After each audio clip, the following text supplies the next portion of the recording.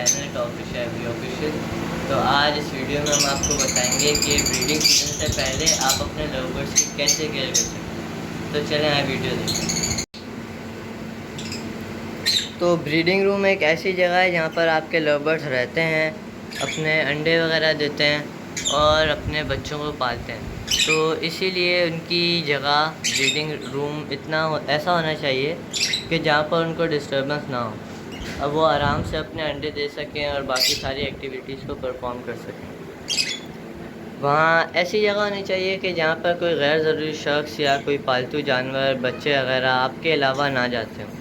जितनी ज़्यादा अच्छी जगह होगी उतने ज़्यादा आपके लव बर्ड्स के ब्रीडिंग के चांसेस बढ़ जाते हैं और उतनी अच्छी ब्रीड आती है।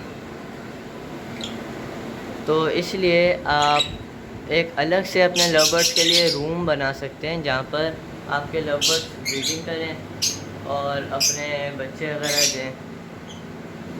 और अगर आपके उसमें सनलाइट का कोई रास्ता नहीं है तो उसका कोई मसला नहीं होता, बस वेंटिलेशन होनी चाहिए। और आप अपने लाइट्स के लिए, डे लाइट साइकिल के लिए अल्ट्रा वायलेट लाइट्स का भी यूज़ कर सकते हैं। जी, तो आप लोगों ने वीडियो देख ली होगी, सुन ली होगी। तो आप लोगों ने देखा होगा कि कैसे आप अपनी लव बर्ड्स की छोटी छोटी बातों का ख्याल रख के उनकी अच्छी केयर कर सकते हैं। ब्रीडिंग सीजन में उनको एक अच्छी जगह प्रोवाइड कर सकते हैं।